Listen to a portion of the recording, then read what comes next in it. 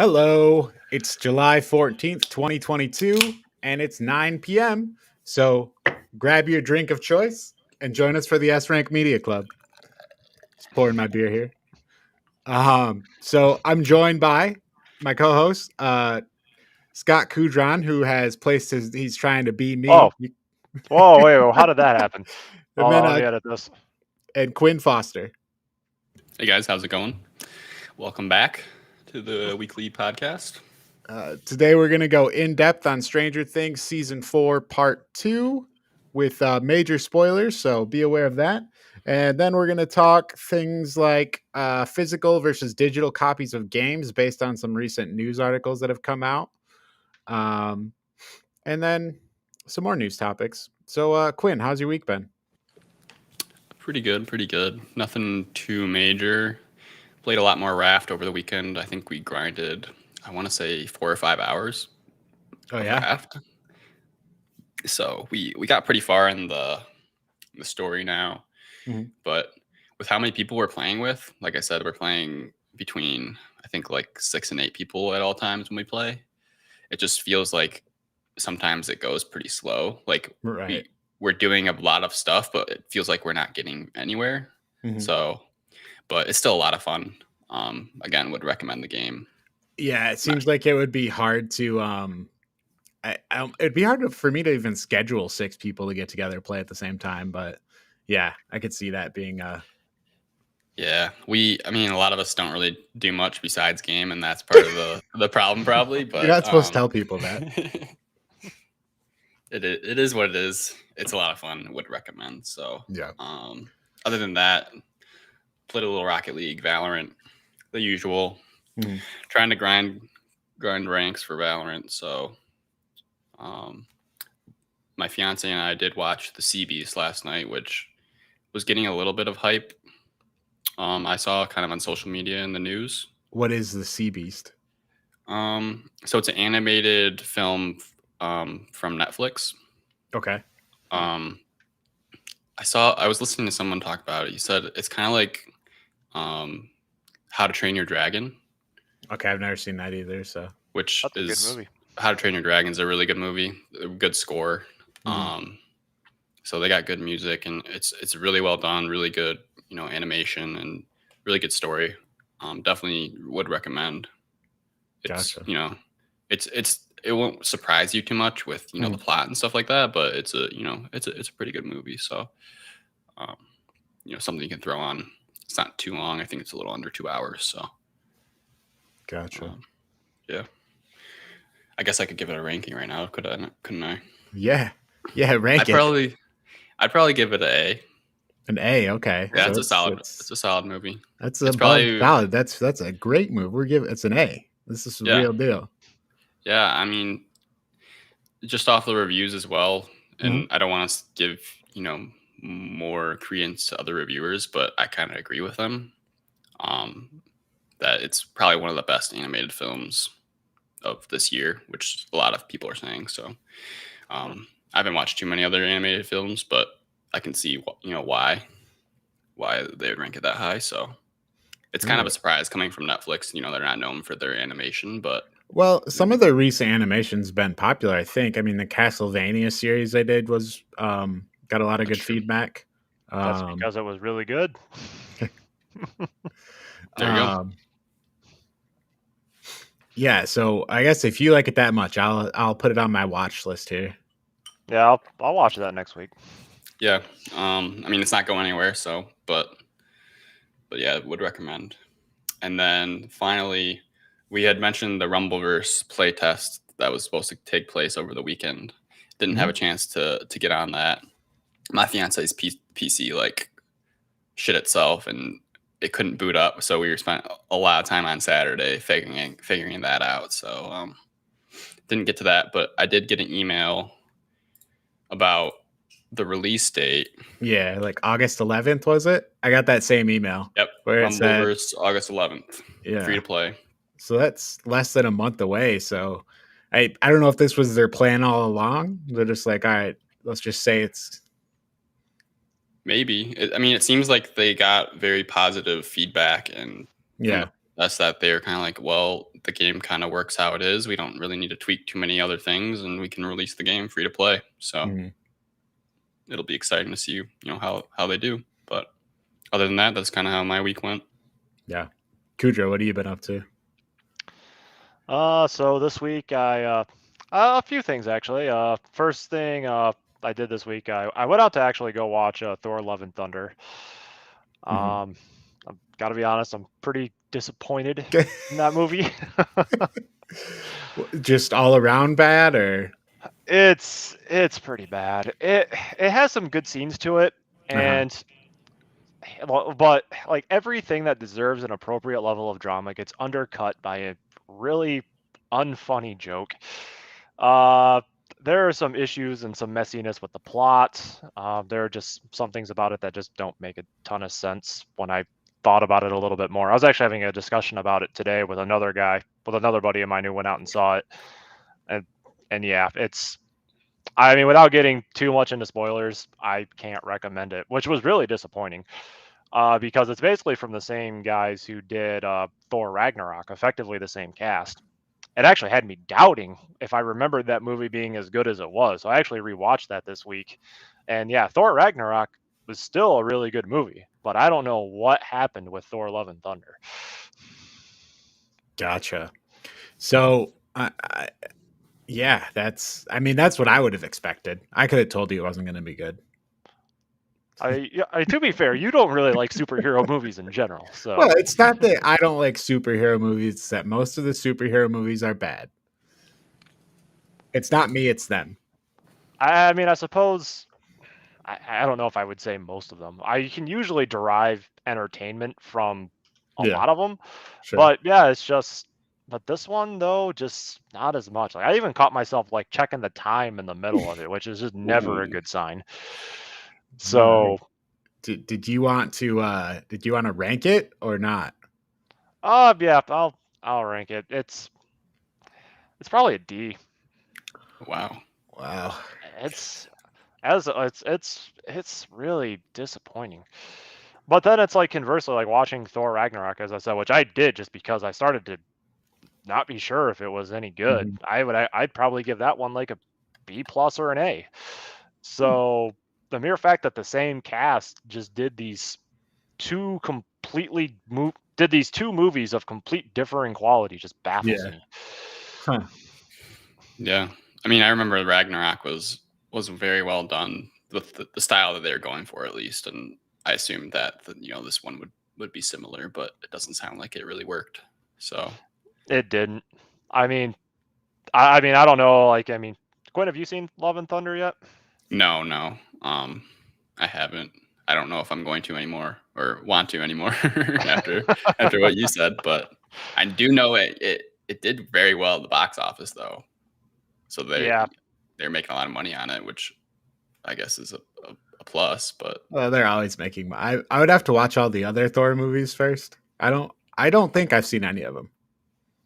So, I mean, honestly, at this point, I probably, at the very least, I would say if you're going to watch it, save your money, wait for it to stream on Disney Plus. oh yeah, I was going to. Yeah, I would not go see it in theaters. Colton's way ahead.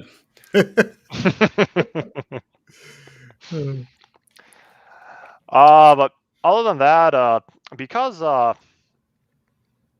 let me see here, because the second season to the anime is coming out. I think the first episode dropped today. I've actually been rewatching an anime called The Devil is a Part-Timer, Okay. which has been pretty. I haven't seen the anime in years, so I didn't remember a lot about it, but it's still pretty entertaining. Just to kind of give like a general synopsis, it's been out for years. So Mhm.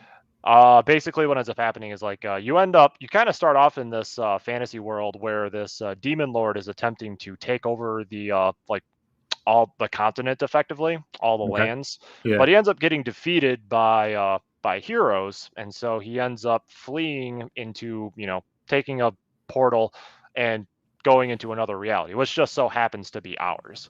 And so now you have this dude who's like completely out of his depth, accommodating, like trying to figure out like how to live in this reality.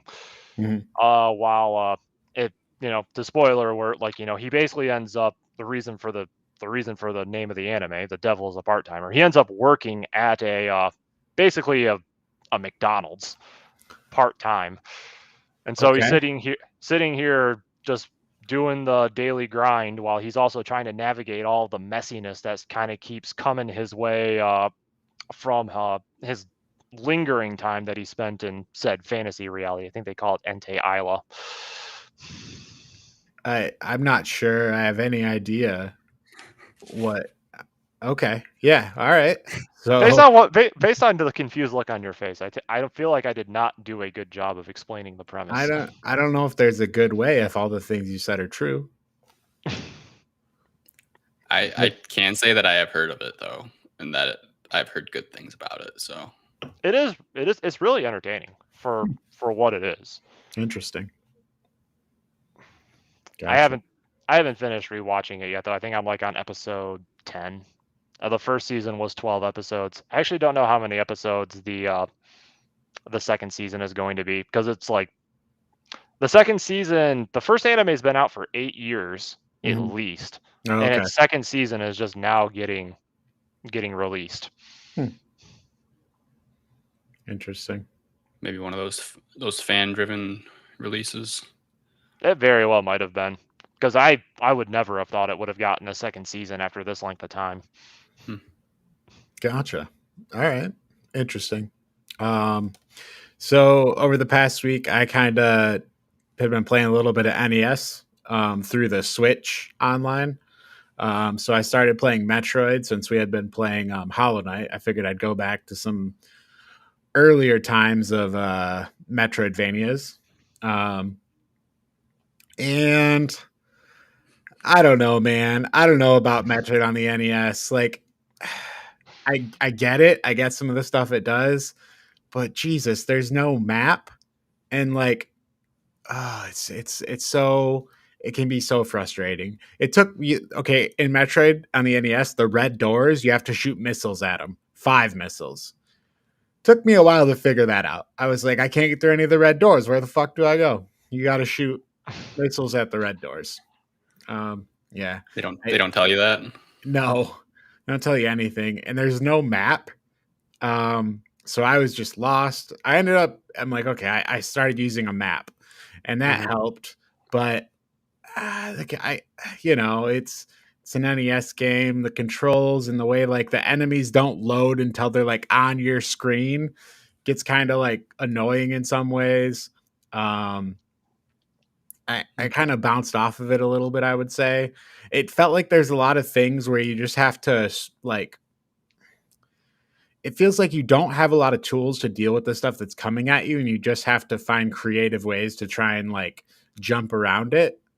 And I just ended up getting hit a lot, and it wasn't the controls didn't make me feel as good as like newer Metroidvanias do. So after I don't know, I played for like an hour or two and then kind of stopped playing. I don't know if I'll go back to it. I'm not sure.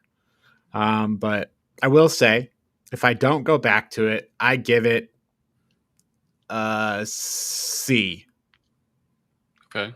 I give it a C if D plus. I give it a D plus if I don't go back to it. Yeah. Okay. Sounds like you did it in reverse. You should have played yeah. Metroid first and then Hollow Knight, and then maybe your Hollow Knight score would have greatly increased. Or I would have played Metroid first and just said I'm not playing Hollow Knight. That's true. Yeah, so maybe I'll go back to it, but playing Metroid in modern day, it can really be a drag. And I was also playing, because I was already on the Switch Online, I was playing Wrecking Crew for the NES. And that's where you play as Mario and you have a hammer, and each level is like, think of like a Donkey Kong kind of level with like ladders and beams that you can walk across, but you have to destroy all of these things that kind of look like computer servers. And then you have to destroy those and walls, and you have to destroy all of them in the entire level. And then you get to the next level once everything's destroyed. And it's kind of a cool little puzzle type game. And like you can essentially get in these situations where you can't win, because you have to destroy all the ladders. So if you destroy a ladder that you needed to get up to somewhere, you've just lost the level. And then it was cool. And then Then fucking this Wario guy shows up. I don't think Wario existed at the time, so it wasn't Wario, but it was like this other guy who showed up on like the inside of the screen, and he would follow you around and try and knock you off the beams. And that, so I kind of had fun playing it. And like, I don't know, it'd be like a fun game to like play on a phone. I feel like I think there's more games that have kind of taken from what that was. But I give Wrecking Crew for the NES a C at this point. Will I go back and play it? I don't know. I could play it again. I don't know if I will, but it's an interesting little puzzle game available Switch Online. Then the other thing from this week, I saw today, thanks Wario64 on Twitter for posting this. There is the video game Stray that's coming out, I think in like Tuesday, next week. Yeah, July 19th.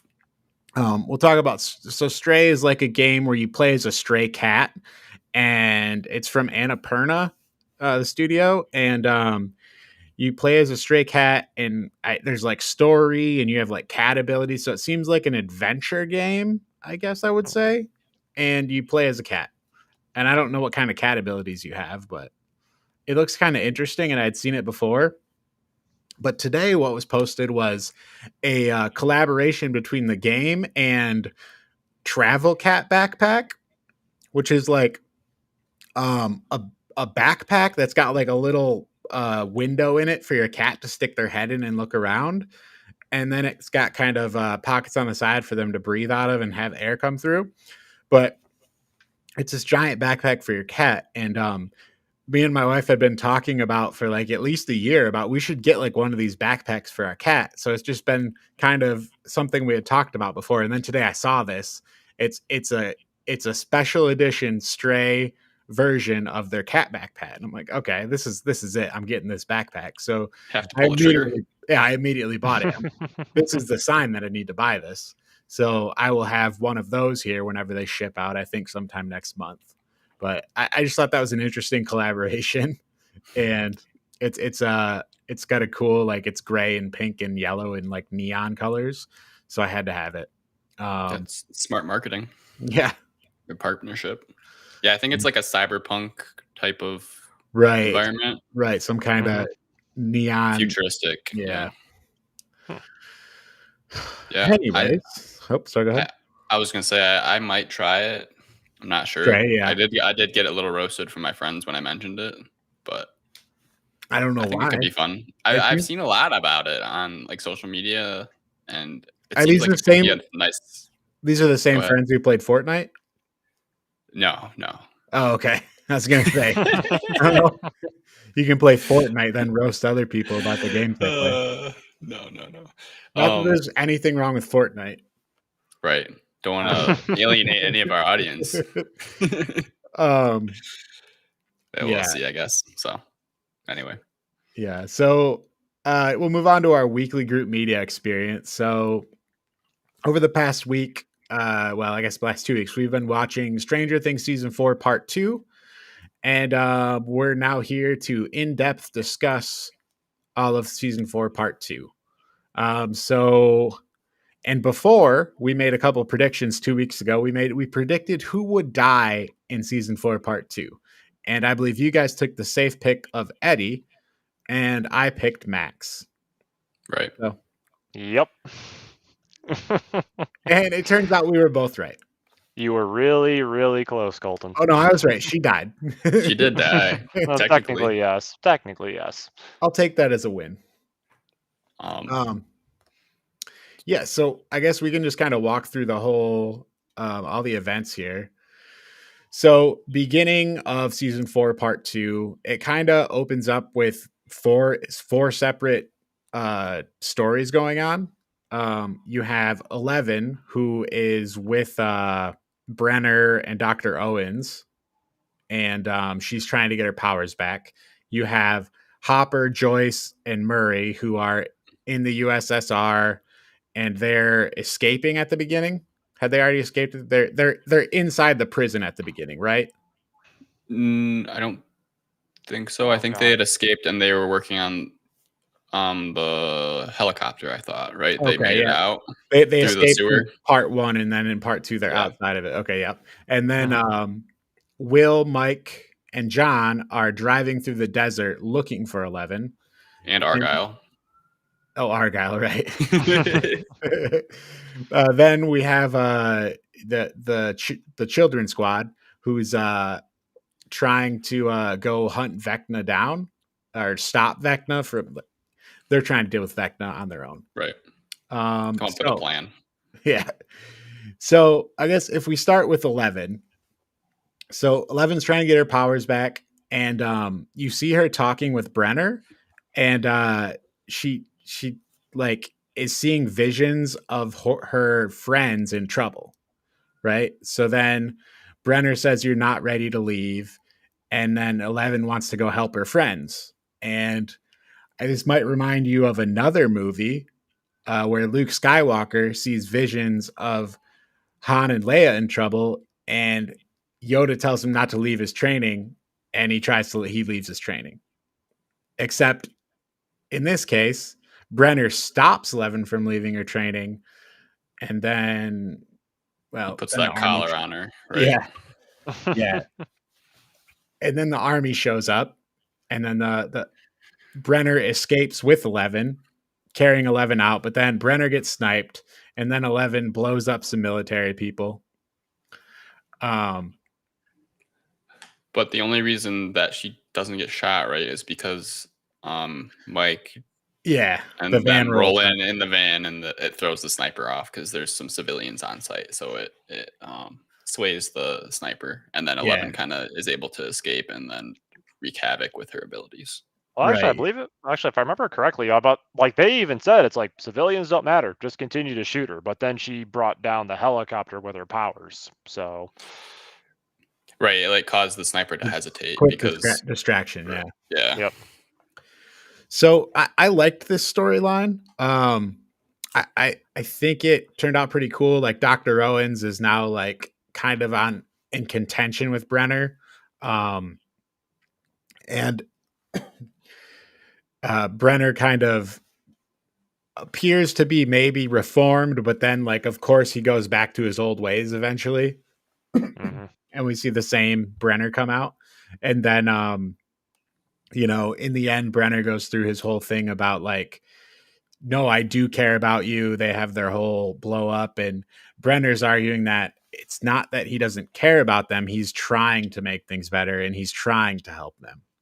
And then I think Dr. Owens becomes an even better character here. I'd agree. He's definitely the most noble of the scientists that we've seen. Because Brenner, I mean, he's even at the end, like he's still just not a good person. Yeah. Right, he has no regard for anything outside of what he's trying to do.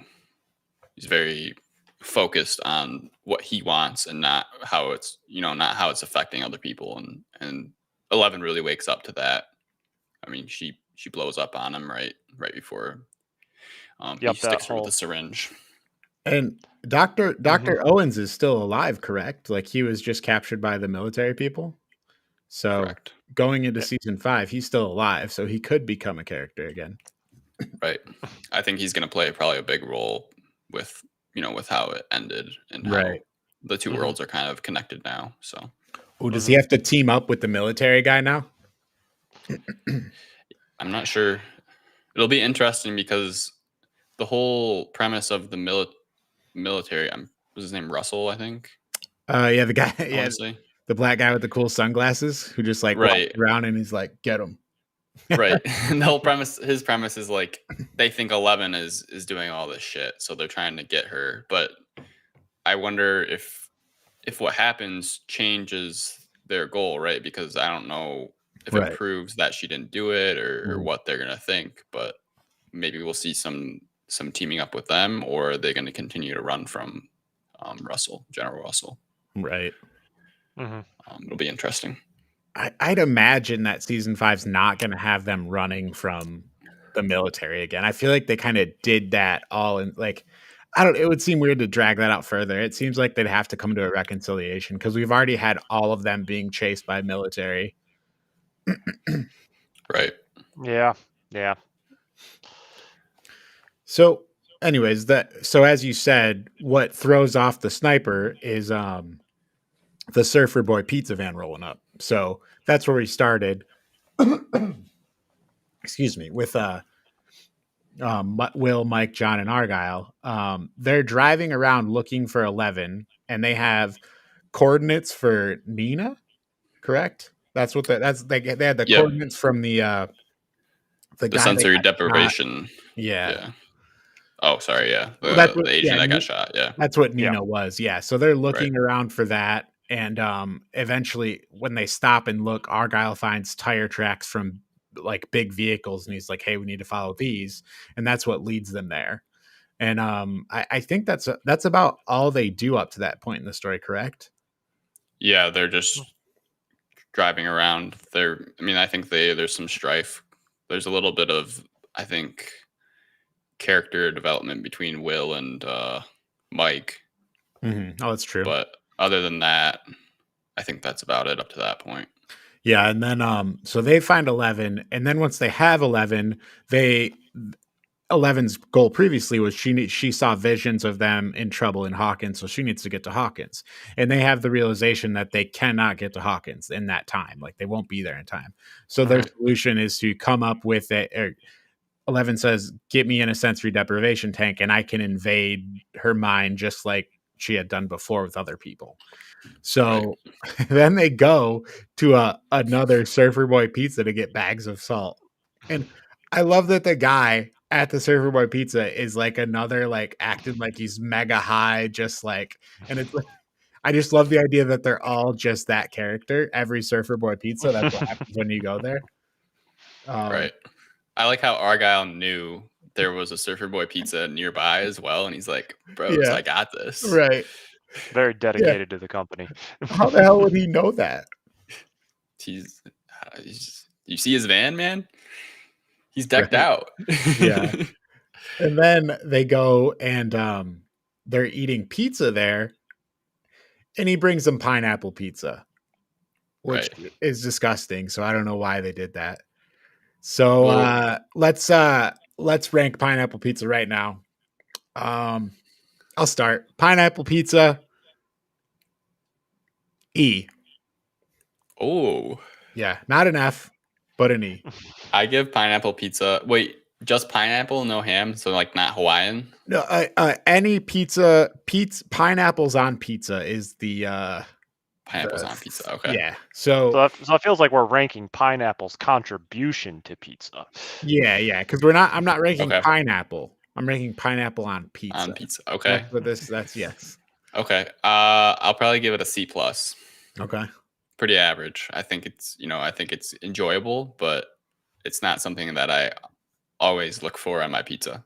So Okay. C+. So you're gonna be nice about it, even though you don't like it. It sounds like it's I mean, I like it, Hmm. but it's not something that I would usually choose. You realize this conversation's starting a war in the comment section. But if I was, I feel like if I was just ranking pineapple by itself, I would put it a C+. But on pizza, it's an F. Oh, it's an F. Oh, wow. Nope. I'm sorry. Salty, delicious pizza does not deserve sweet, juicy fruit. No. Okay. So No. when you guys went to Zap Zone for a birthday party, they didn't have a Hawaiian style pizza. Is that like a thing they do at Zap Zone? I think I've only been. I just remember always going to the Zap Zone birthday parties, and it was always pepperoni, cheese, and Hawaiian. Like that was always the three pizza types. Oh well, you got pepperoni and cheese. Those are both great. Right. Mm-hmm. I wouldn't need to eat. I was just curious. I was just curious, like age wise, like that was like a very common like pizza flavor for like birthday parties and stuff like that. Really? In my in my I childhood. I don't remember seeing it at like birthday parties. No. Okay. No. But I don't know.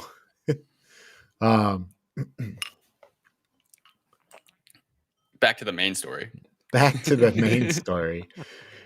So, they ate pizza, 11 and Mike Bond, and then Will and Jonathan bond, and then they got their tank of water. So then Eleven's going in the tank to go search out the mind of Max. So then we have the children squad, who this is all kind of revolving around. So we have one other group of people, and that is our main character, Hopper, along with Joyce and Murray and the two Russians. So let's get back to this Hopper being the main character thing here for a second. So, okay, when Joyce finds Hopper, she says we had a funeral, and then she said, "Did anyone show up?" And she says, "You are the hero of Hawkins." Hero of Hawkins, main character. I'm just gonna point out one thing. I don't know how you can make this argument when Hopper has been divorced from literally everything else that's been happening this entire season. No, he's been doing all the important stuff. Like, he needed to fight the hive mind there in order to help them back in Hawkins. He's kind of like the main character being this is like Empire Strikes Back.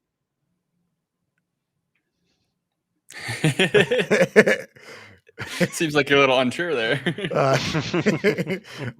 Okay, but forget that. So listen, I mean, think about this, okay?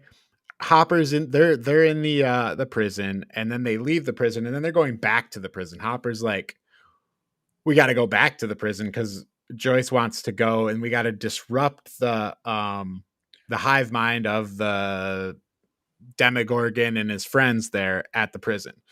So they go back to the prison. You get some badass scenes of like Hopper looking at the prison, like, about to fuck this place up. That's what you can see in his eyes when he's going back before he gets down into the tunnel.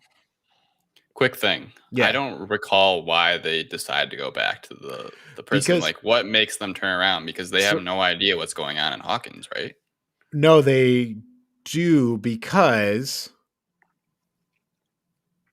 I know they figure out that's a good question. Oh, they make a call. Remember, they have the they have the Russian guy make a call, and then they get the call back, and then they figure out, I forgot what they said on the call, but either way they figure out that something's going on, and then Joyce says, "Oh, we need to get in there."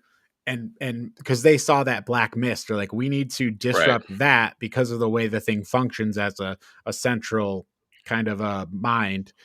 Right. So that's what makes them go back. Okay.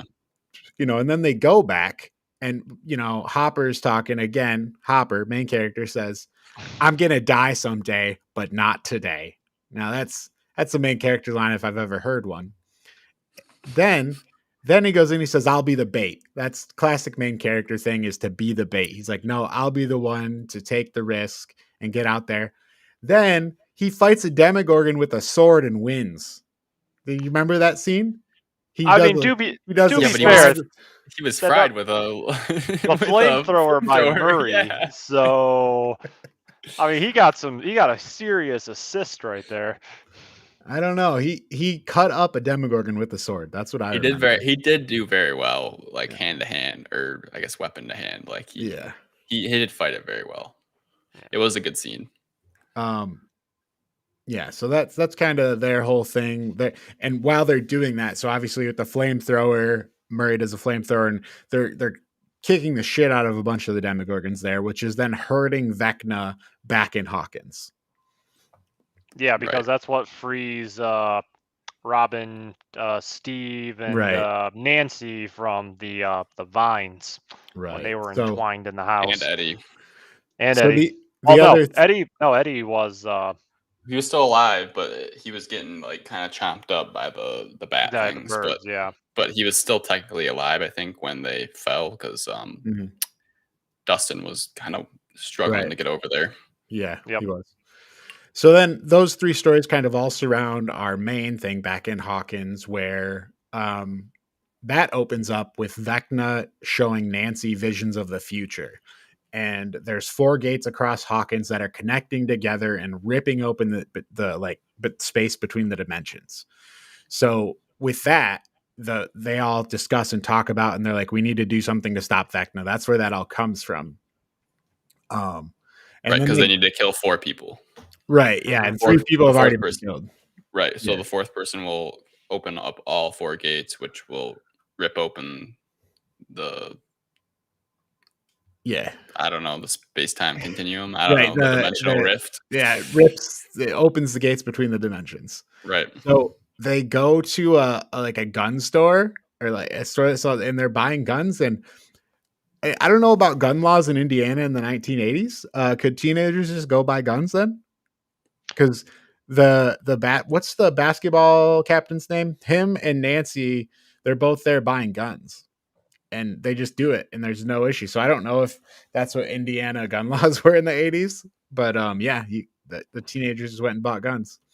Um, Well, I mean, I don't necessarily know. I feel like I would because the basketball captain, Yeah. I mean, he's technically still a high schooler. Nancy, on the other hand, like she would be 18 Oh, and that's right. graduated, Is she so 18 by the show? Okay, yeah, I guess she is 18. she would have to be because I mean, Well, her and Jonathan both graduated high school you're and they've right. already been like working for the Hawkins newspaper. You're right, but the basketball captain, Jason, sorry, Jason is able to buy a gun, and I wondered about that when I was watching. I'm like, wait, can he just go buy a gun as a teenager?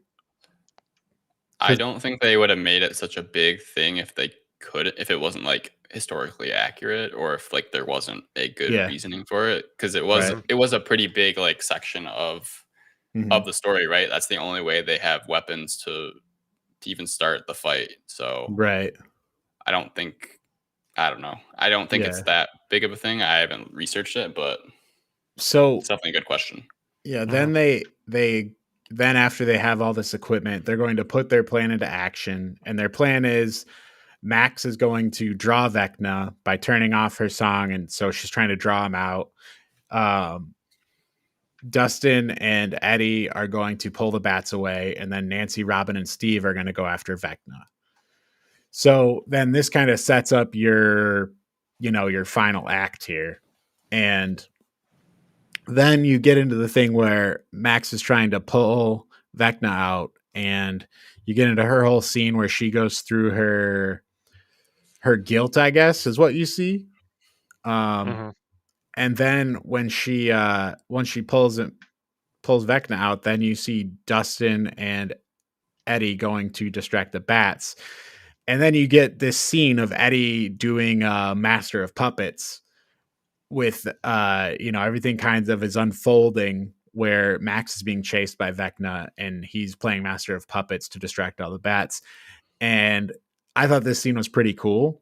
We Mhm. had talked about last week watching Free Guy, where Free Guy, I felt like the music was very like just kind of thrown in there and like let's put this music in there for like like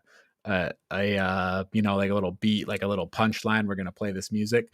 I feel like the way Stranger Things did the music in this, I feel like it's appropriate and it kind of works. And like I have to wonder if the people making this made like Dragon Ball Z FMVs back in the 2000s, because that's basically what they were doing. They're like, all right, well, they probably watched like a Vegeta in the End by Linkin Park FMV, and that's what inspired them. Like, okay, but he's gonna play Metallica, and then other cool shit's gonna happen.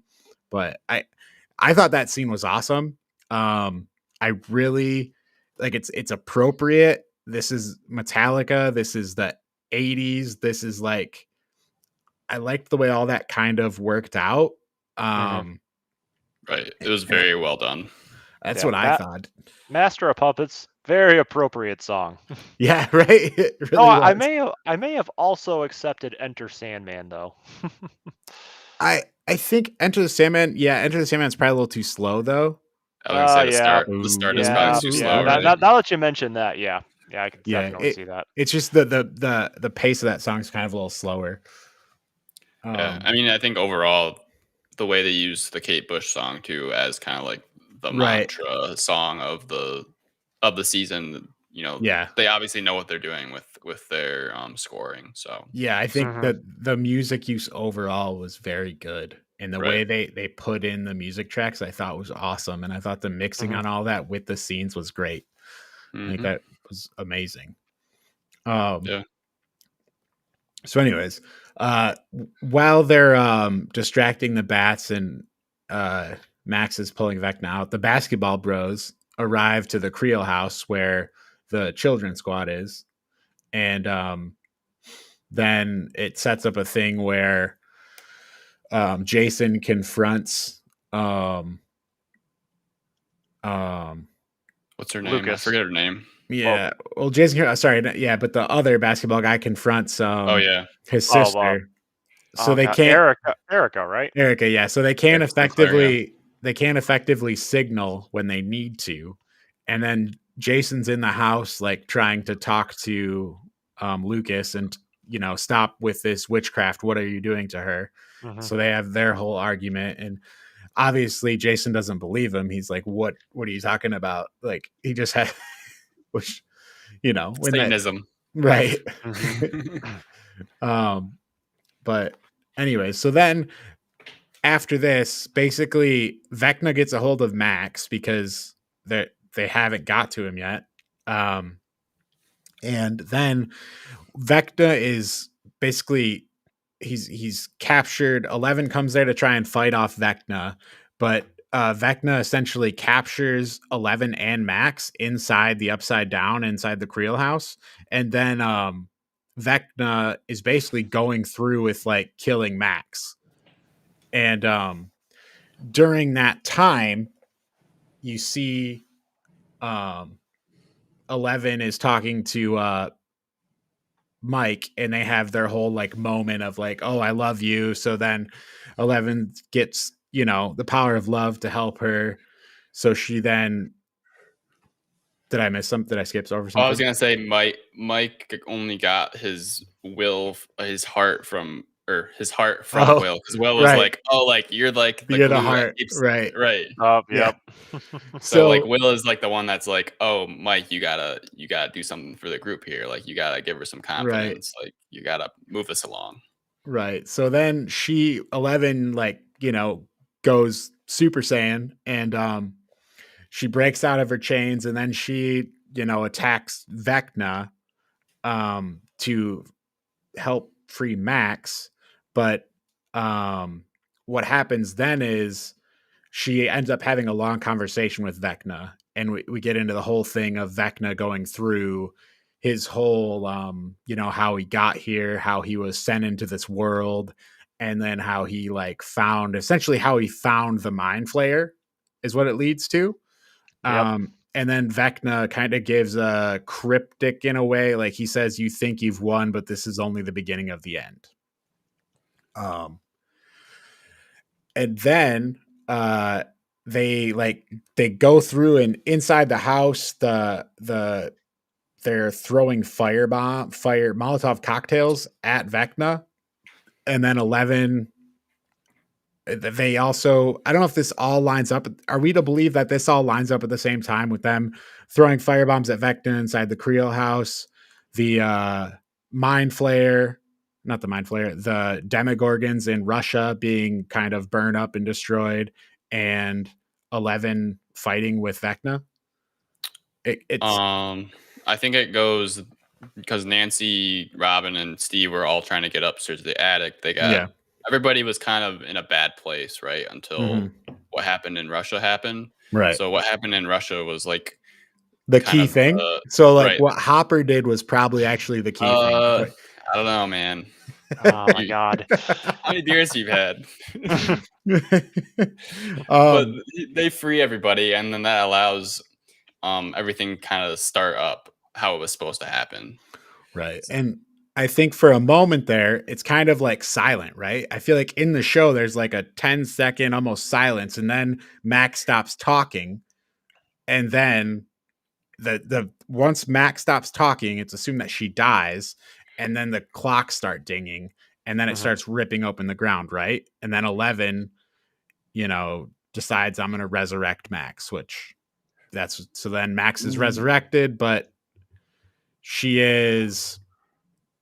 can't see, and she's in a really bad state, so it's paralyzed. It's unclear where she's going to go from there. But so through all this, the emotional kind of payoff of the 11 and Mike thing, I wasn't as in on that one, but like the Eddie and Dustin scene and the Lucas scene, I thought those were really good. I thought we got some really good emotional payoff for the season at the end here. I did think I did like all those. I thought that was really good. I thought the build up to all of it was really good. I appreciated all the intricacy of the plans that were happening, and I think for the most part, it worked for me. I liked it a lot.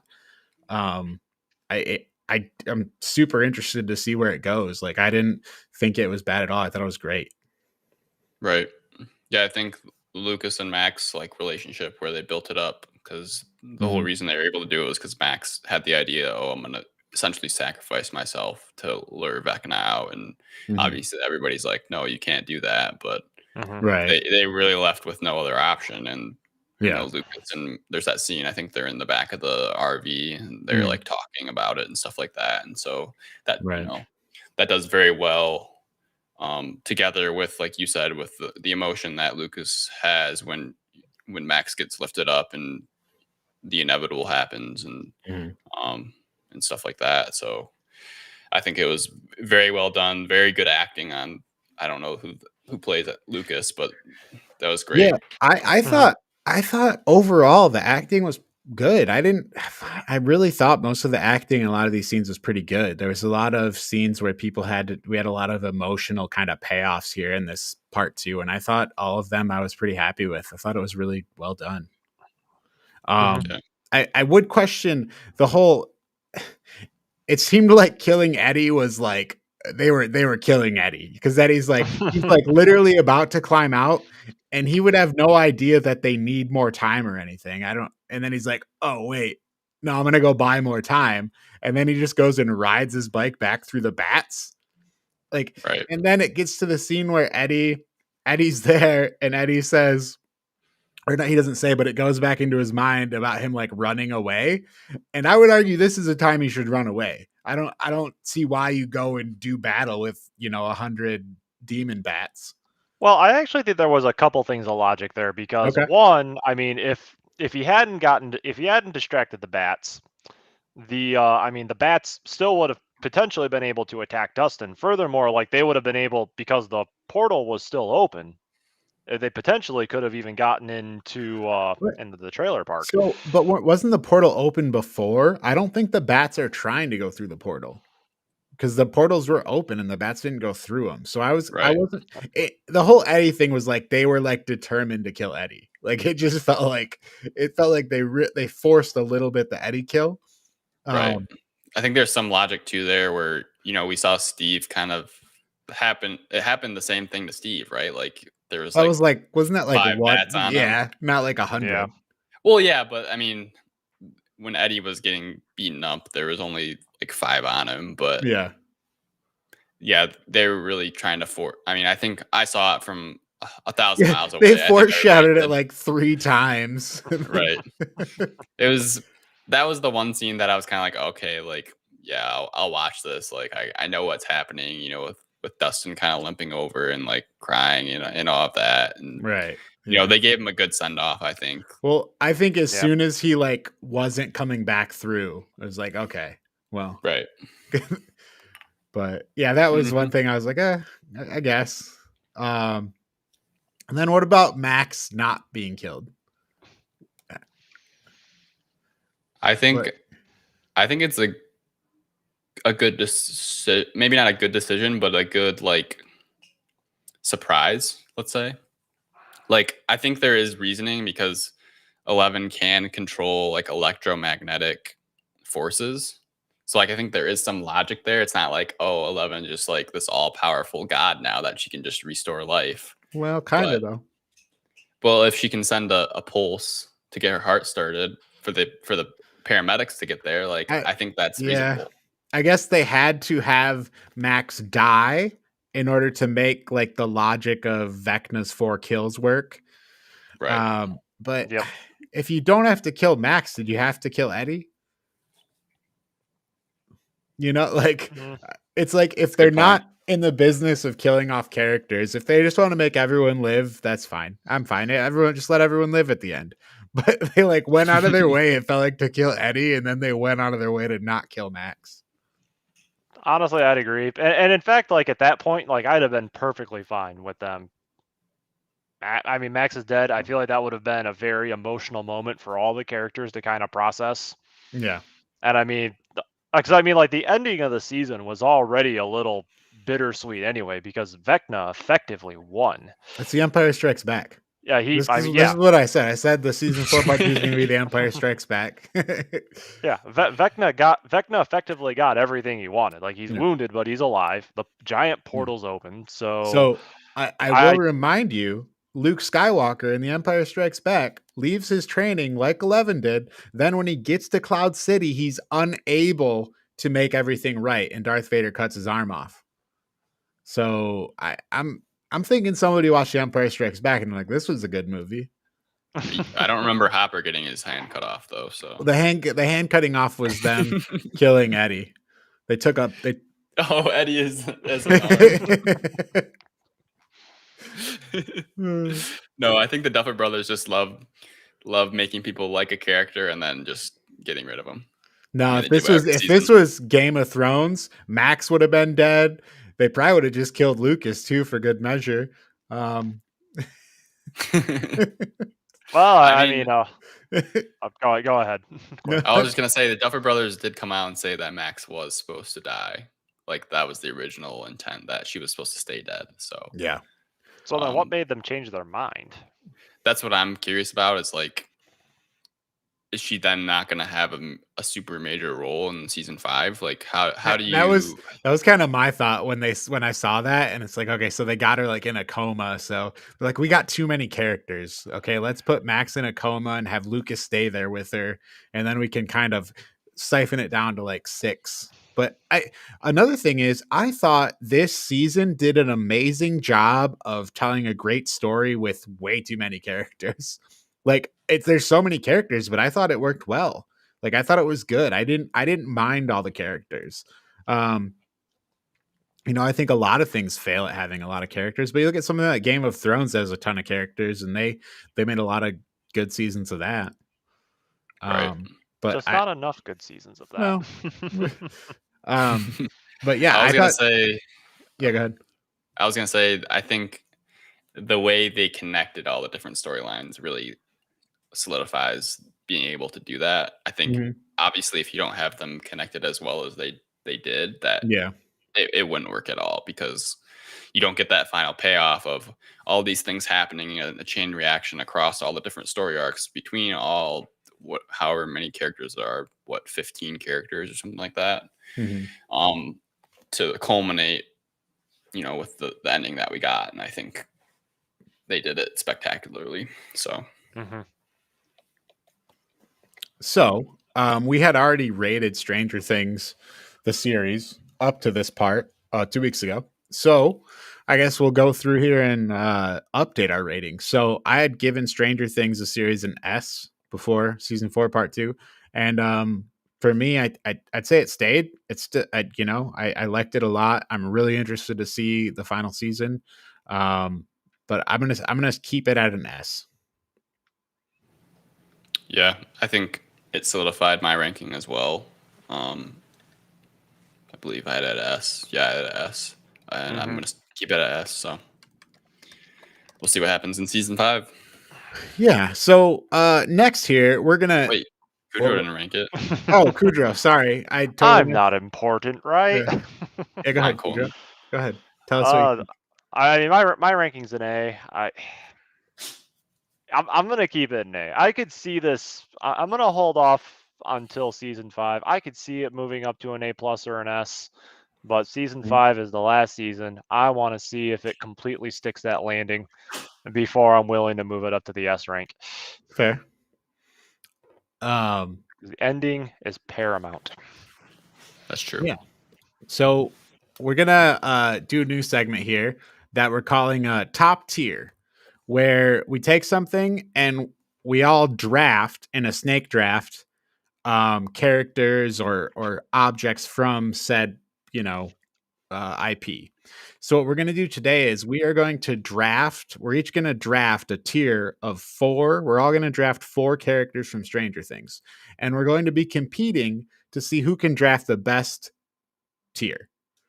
And I would make a poll, but I haven't figured out how to do that in this app yet. So we'll just make our tiers, and you can vote for us by words. Quick So question. yeah, Does it include dead characters? So across all seasons? I think so. I think you can pick a dead character if you want. I don't know if that'd be a popular choice because they're dead. But yeah, so we'll do snake draft. So it'll go, the first person will go second, third person will go, and then the third person is the first pick of the second round. So how do you guys want to Kudra, you got any D20s over there? I'm. I was gonna say, do we want to do like a random number generator? Yep. Yeah, I don't have any So on go my Colton desk right 1, now. though. Kudrow 2, Quinn 3. Yep. Okay, I got a random number generator. Okay. 3. Who's 3? Okay, I'm Is that 3. you? Okay, 3 And then followed do by 1 and 2. 2. So So just do 3, 2, 1. Yep, that's what it looks like. So Quinn, Kudrow, me is the order of the draft. Okay. All right. So Quinn, who would you like to take first overall in the Stranger Things draft? You know, I think I have to take the main character, 11. The safe option. Arguable. All right, Quinn will take 11 with the first pick overall in the draft. I mean, obvious choice for the first overall pick. Right. One of the sub main characters, I will say, in my opinion. She got An the obvious powers. choice. Yeah. She's got the powers. Maybe he's not the main character, but he is the best character in my Oh, opinion. Steve Harrington. I'm gonna take Steve Harrington. I could take Jim Hopper. I could. Well, I'm still taking Steve Harrington. You know, my if you boy. took Steve Harrington, I would. If you took Hopper, I'd take Steve from you. That's I know, but That's I war. gotta stick with my boy. all right. Well, first in the draft for me, then third pick, I'm gonna take Jim Hopper, the main character in our hearts. And then going to the second round here, I'll have the first pick in the second round. And who do I want in the second round? I'm gonna take Nancy. She's a solid character. She shot Vecna. She figures a bunch of shit out. Like, she's figured out shit in every season. She's one of between her and Hopper, this story is not going anywhere without her and Hopper. They're all dead after like season 2. It's a good choice. You actually, yeah, you kind of took the character I was gonna take next, but that's all right. I'll keep the bromance together. I'll take Dustin. Oh man, that's who I was gonna take. My favorite of the younger cast. I'm not taking Okay. any of the children.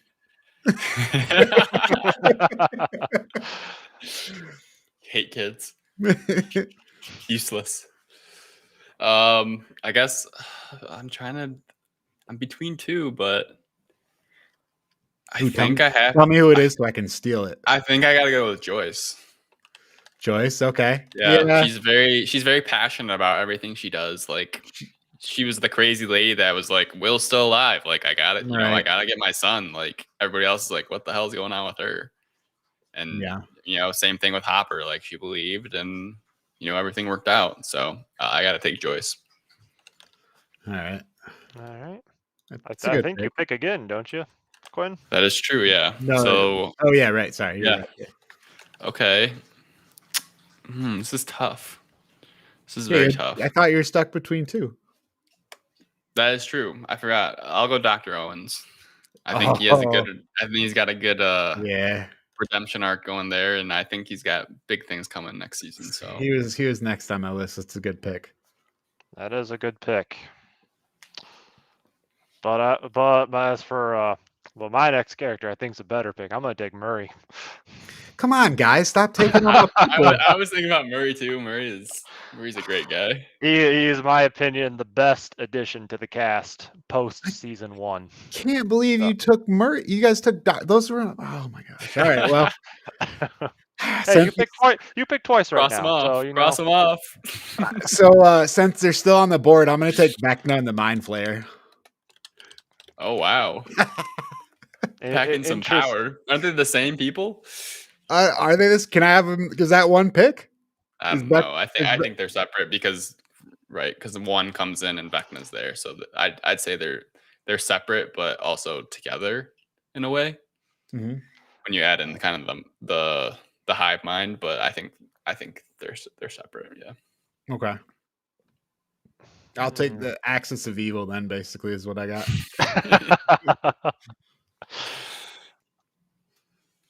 Oh god, that's pretty hard then for my last pick. Like, God, who's left? Let's see. You got. I mean, I feel like I've got the best 3 on my list, so this last pick is almost irrelevant. Argyle's still up there, so. Oh gosh. I don't know. Argyle, I could take or leave. I guess as far as main characters go, I guess Jonathan. Yeah, I like that. It's a good choice. It's a good choice. I mean, he's kind of like the. I mean, he's no Vecna, but you know. I feel like he's no any of my previous 3, but he's on the board, so I got to take him at this point. Right. So I got 4 that I'm considering, and I don't know if I can take 4. All right. Well, nobody else has got. So nobody else has got a pick. Okay. We'll run through them. We'll run through them and see what everybody's opinion is. So I got Bob. Okay. I do like Bob Newby. I think Bob's an unfortunate character. He's Eddie. I like the idea. I like the idea of Bob, but I feel like they treat him horribly. Like I feel like Bob's like a stereotype that is like kind of mean. I'm like, well, that's right. Yeah. Well, so I got Bob. I got Erica.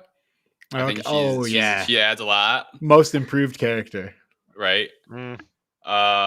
Max. She's kind of the focal point of season 4, I think. Yeah, like but she's got her issues. Yeah, people like Max. I don't know. And then Lucas.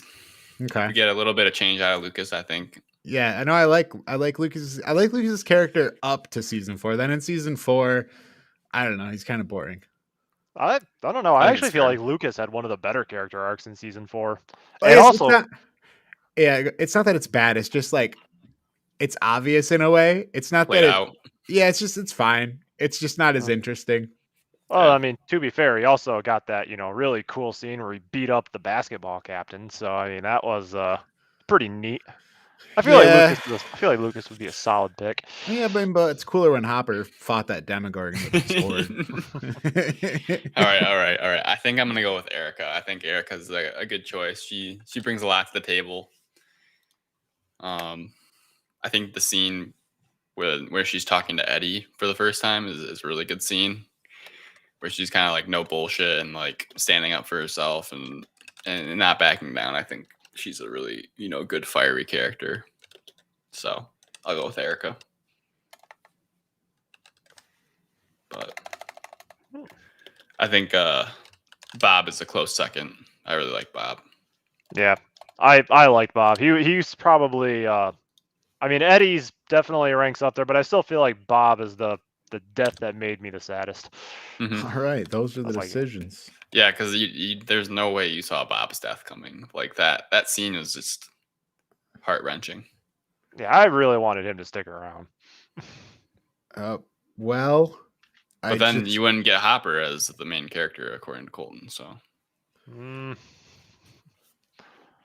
I tried to put that in chat. All right, so I'm putting them in chat and you can vote for whose tier you think is best, and we will crown a winner of top tier for this week. Any season 5 predictions? I don't really know what to predict, honestly.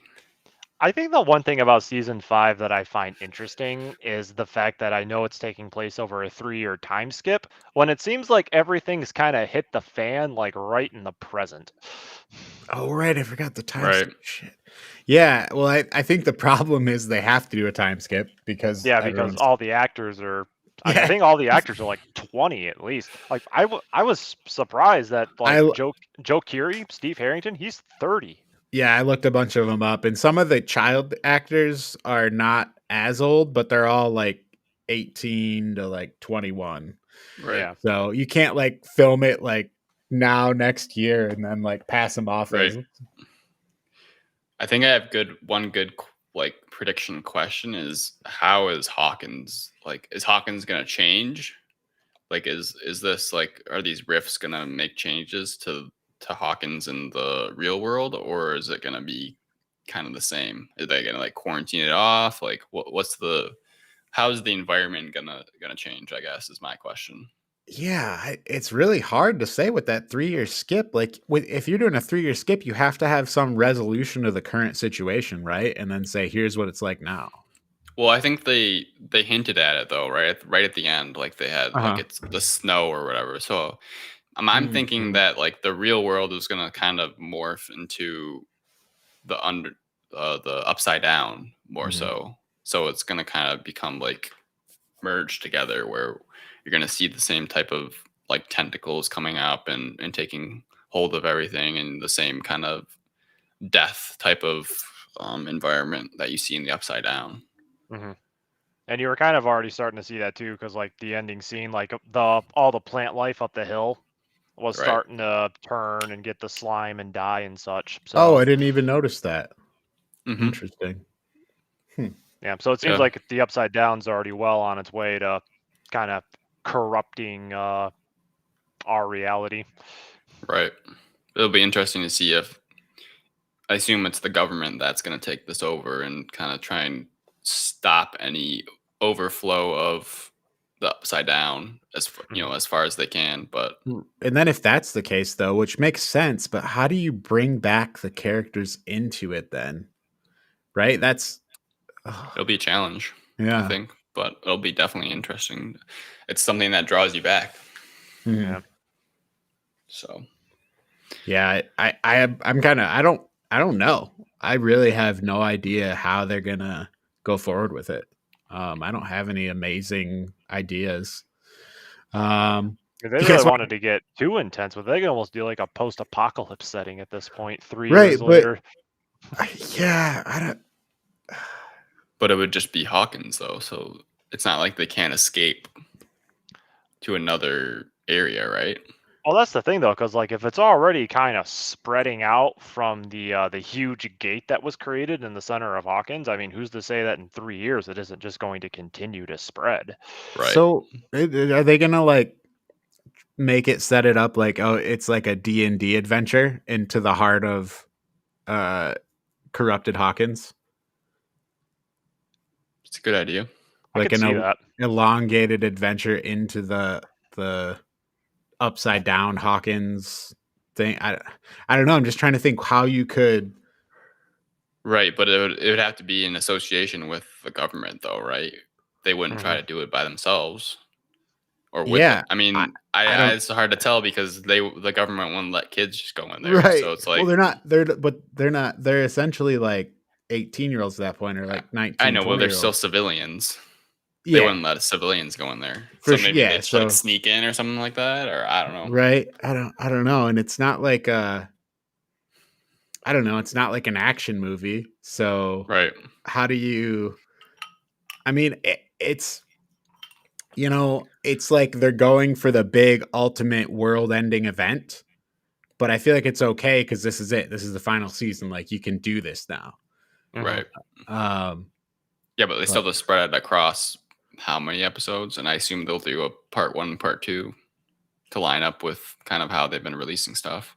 I hope so. That'd be real sad if they're like, yeah, we got it all in 4 hours. No, I 2 want episodes. I want another like 12-hour adventure, but Right. who knows what we'll get. Yeah. We'll have to find out. I guess we'll keep updated with kind of what if we hear anything, right?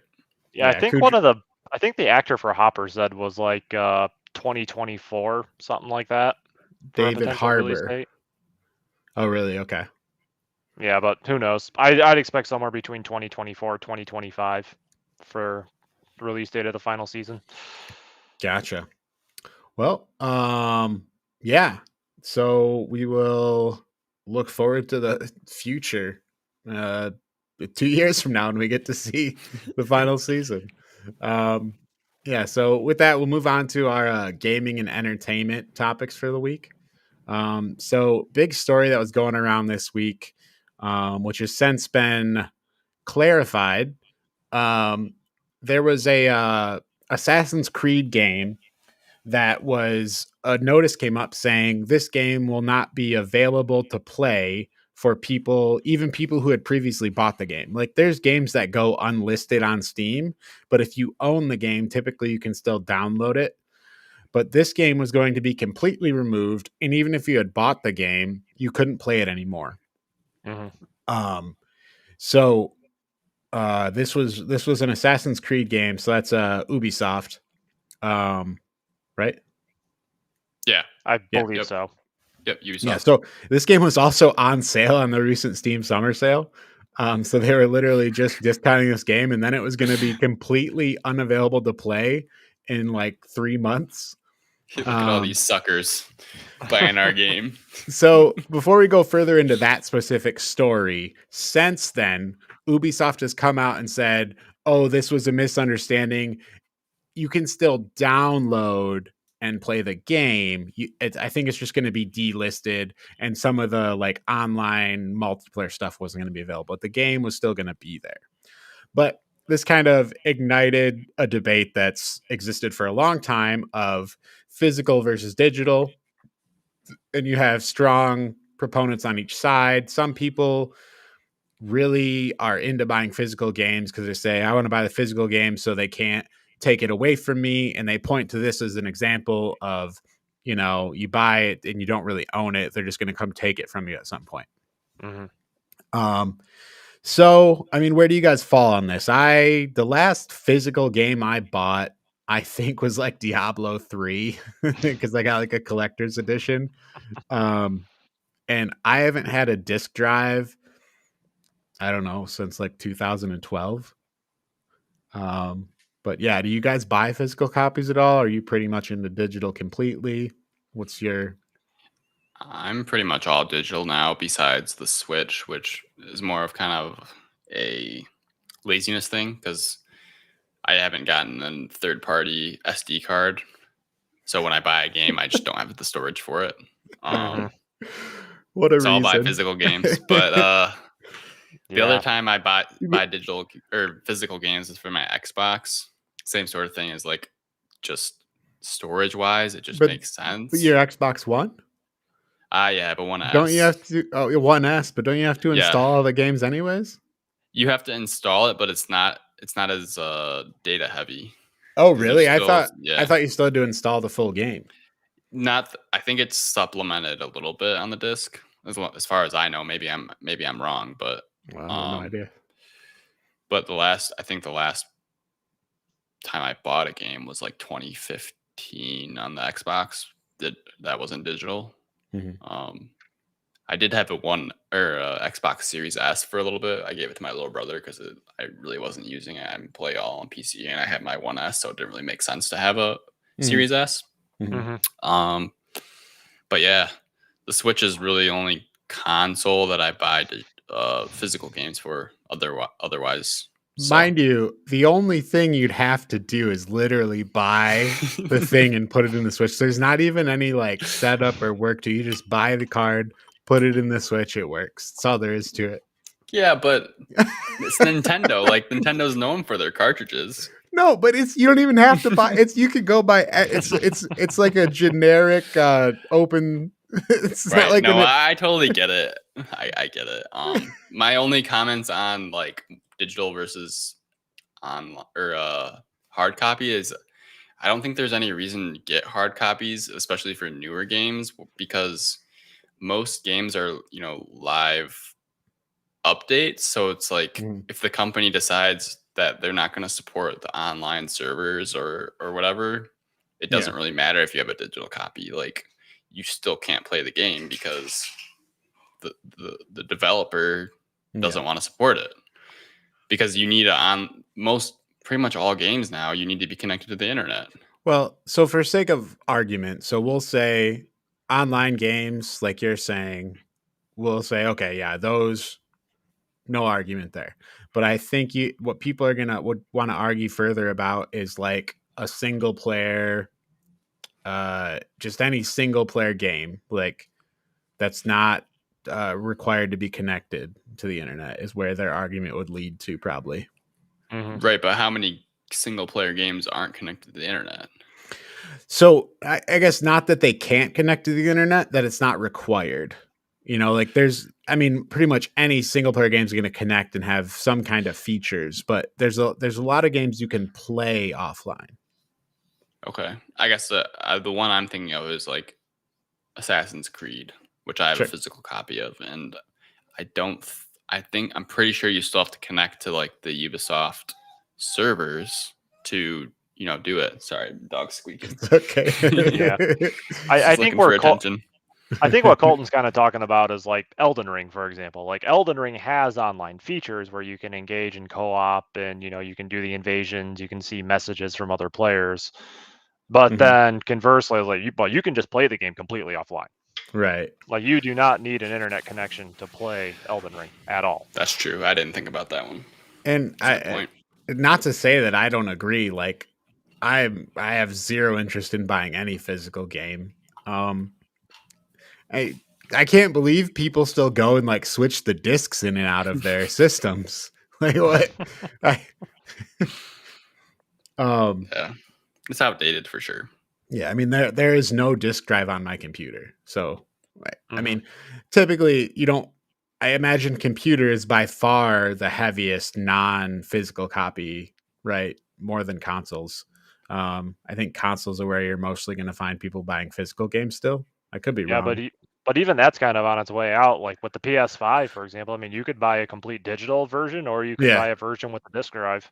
I mean, now granted, the PS5 that I have has the disc drive in it, but it wasn't because I wanted that one. It was That's what was because that was available. the one was available. Exactly. Yeah. Right. So I get the fear of like stuff like this happening, but at the same time, like I don't feel like I want the physical copy of, and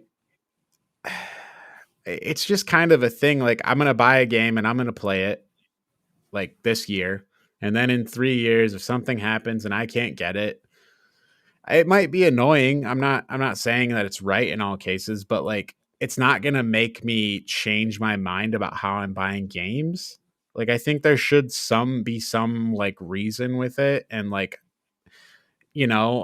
ideally with Steam you can download the games you own. I get that servers for multiplayer games have to shut down eventually if there's nobody playing them.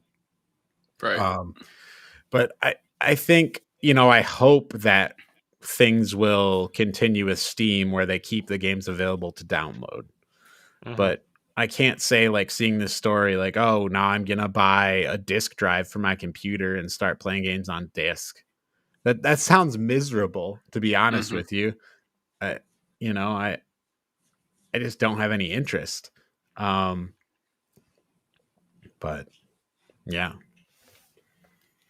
No, I agree with you. I mean, like even the games I have physically right now, I often think to myself, like, should I just like go to like a disc place and let's like sell them off or something like that? Right. Because it's like, yeah, it's like I'm not replaying the games. They're just sitting in my closet, taking up space in a tote. So it's just like, why do I have these? Right. Yep. Yeah. So next news topic. Did you guys know that there was a Green Hell VR game? I did. saw that on Steam. It came out last month, but Green Hell in VR sounds pretty sweet. Sounds terrifying. I know. I wouldn't want to be in the Amazon jungle in VR, I don't think. Yeah, I might have to look up some stuff on that. But then it's just gonna be like, oh, well, now I need a VR thing. I'm not gonna look anything up. Actually, I lied. It's a cool thing though. I just thought I should mention that that's cool and that exists. Yeah, I do want to get VR, and I think I would try it if I did Right. buy VR. But just all the different things in Green Hell, it would be terrifying. I mean, have you seen like the Resident Evil VR stuff? No, but I imagine that'll be scary too. I don't know if I could do it. that seems terrifying in VR. Like it's terrifying not in VR. So, yeah. Yeah. What other stories you guys got?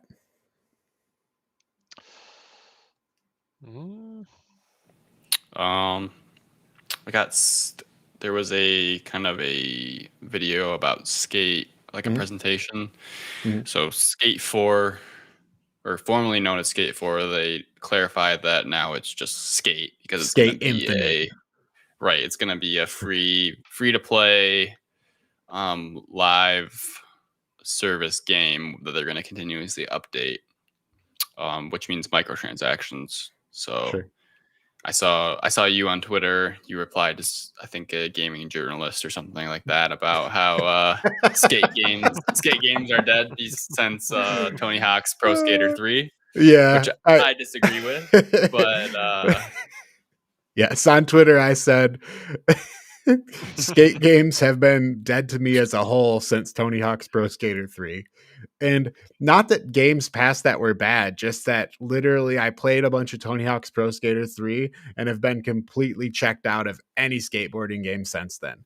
I don't even have like so in a way, like the fact that this would be free to play might be the only way that I will play it, because I don't have an interest, but if it comes out and people like it a lot, maybe I would give it a shot. But it's just something I don't really have any interest in.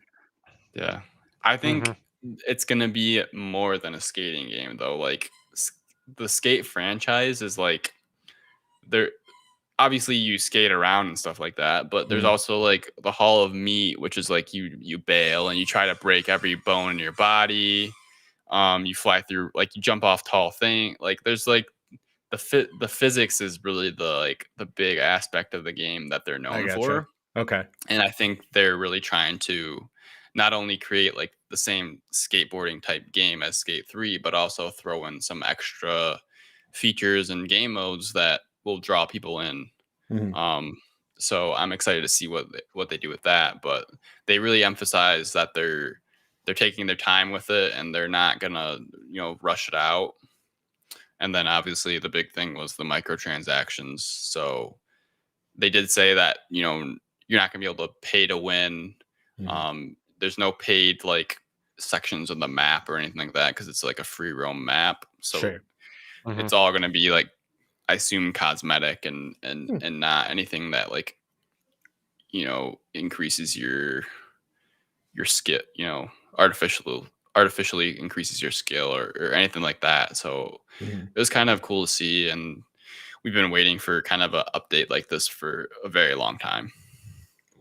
Are you part of the skate community that replies to all the posts asking about I never skate? did, but I did keep track of that when that was going on, since I don't even know how long.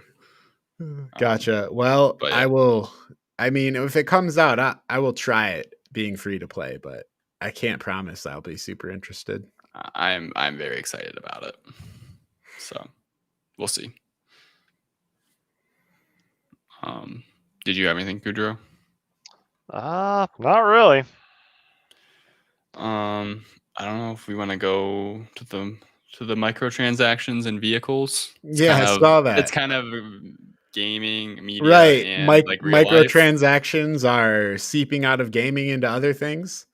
Right. You now have to microtransact the features of your car. But also, this is this was with BMW and heated seats, right? BMW's is it just heated seats, or is it like a slew of features that you pay a monthly fee for? So as I understand it, I have family friends that work at Ford Motor Company. And so I think it was, I don't even know how many months ago. I think it was like 6 months ago. My dad told me like cars are going to start having essentially microtransactions. So pay for certain features, and that's coming soon from someone that works at Ford. And that's going to happen across essentially all auto manufacturers. Sure. You'll probably see it in the like luxury brands first, and then it'll slowly come. And we already see it in Tesla. Yeah. I don't know specifics, but there's been some stories about people essentially jailbreaking their Teslas because the features are already there.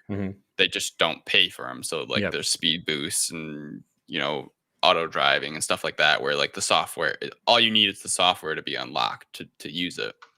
And so the story from BMW is the heated seats, you're going to be able to pay, I think, $18 a month for heated seats or $180 annually. And so it's the beginning of microtransactions in cars. Essentially, it's going to be you pay. I mean, you kind of already have it with like satellite radio and stuff like that too. Well, but I think so. Okay, from my perspective, like you have satellite radio, which you pay a subscription for, Right. but with that, you're paying a subscription for a service, or like you're paying a subscription for something that is a produced art form in a way. Like it is a thing that's being worked on and created every month. So you have a subscription, like I would compare like Sirius Radio. You could say that's in line with like a Netflix or a Game Pass, something that like you're a third paying. Party. You're paying for content that's actually. But then I think this is kind of the thing you get into where you're paying for things that are like hardware, and it's like a thing that's like there, and you're paying to unlock access things. Right. Yeah. So I think those are the two like divergent parts of it where like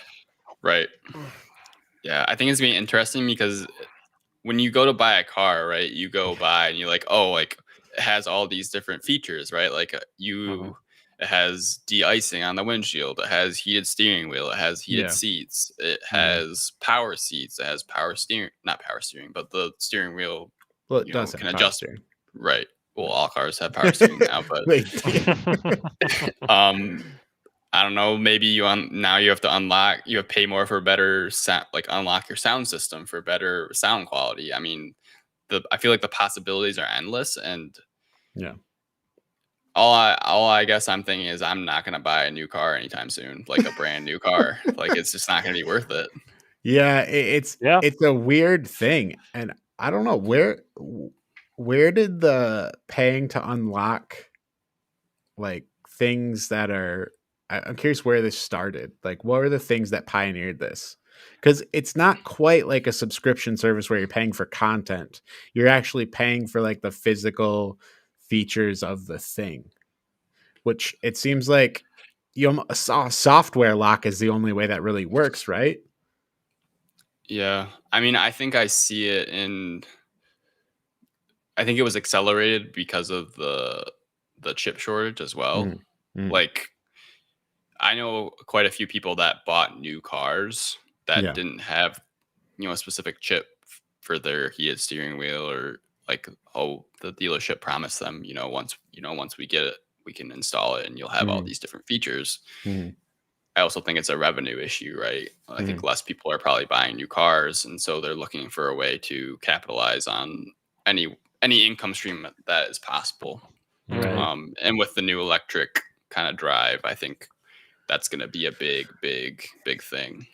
But it'll be interesting to see how it evolves across each individual auto manufacturer, and what's the same and what's the different, different aspects of it.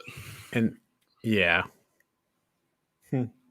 but I think the quality of the vehicles really needs to upgrade. I think if people are gonna be spending extra monthly charges for certain things, whether that's the materials or the features. But it's hard to say how it's all gonna look in a couple years, but I don't know if people are gonna get caught by surprise too is another thing. Like people are gonna go in for buying a new car, and then they're gonna sign for the car, and they'll be like, oh yeah, like you have to pay an extra $10 a month to get your heated seats. Like they're gonna try and trick people. I don't know. Just what people want, more hassle at car dealers. Right. I mean, you already get like we'll do the paint finish for the salt, or all these different things that they try to sell you on, and it's just gonna stack on stack, and I think it's gonna be awful. Other topics that Quinn, did you say something about computer hardware?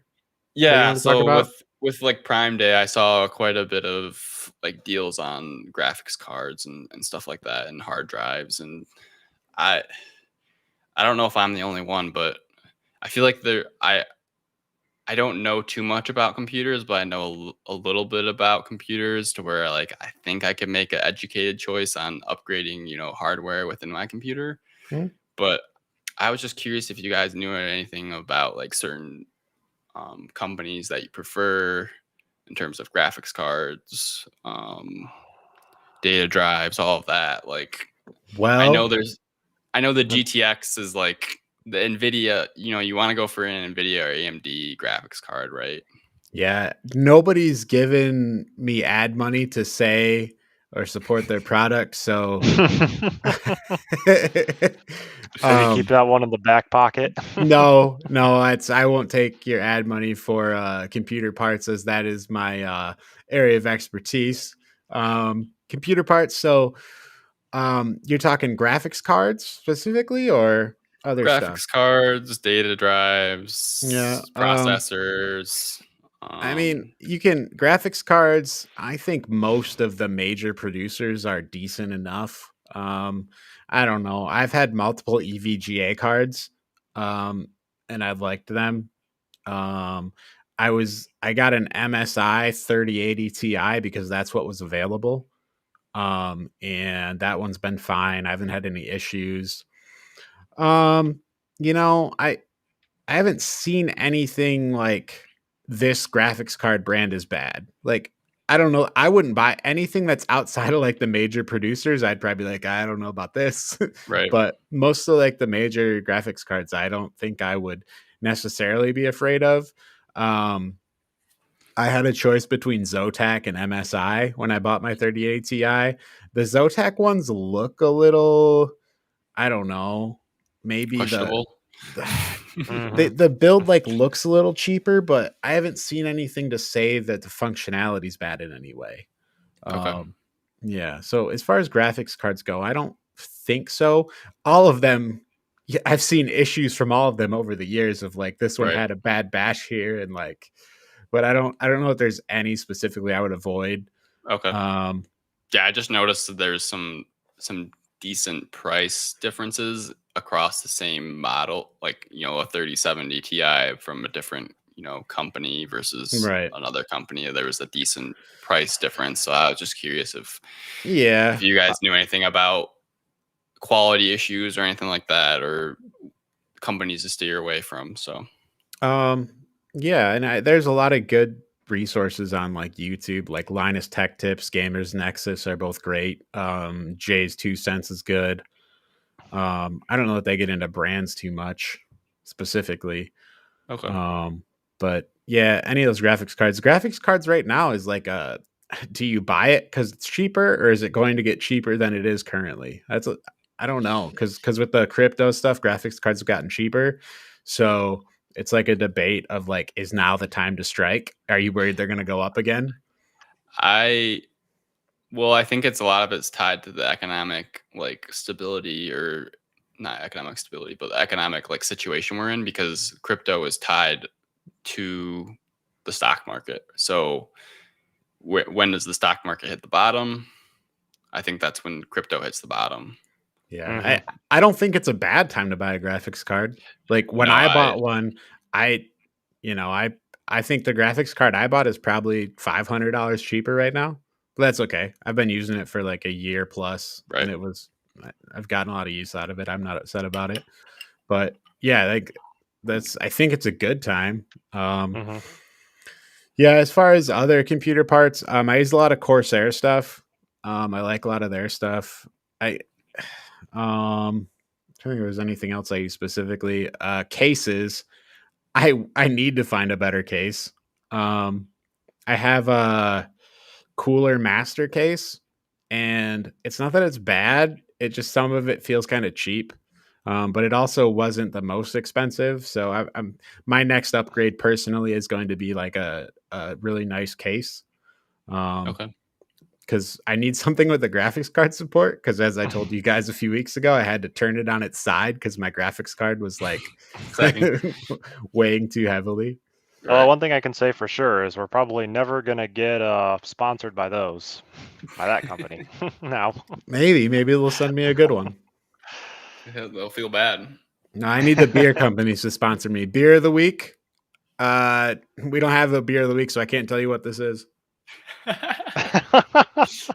Need to be paid first. Beer sponsorship is open.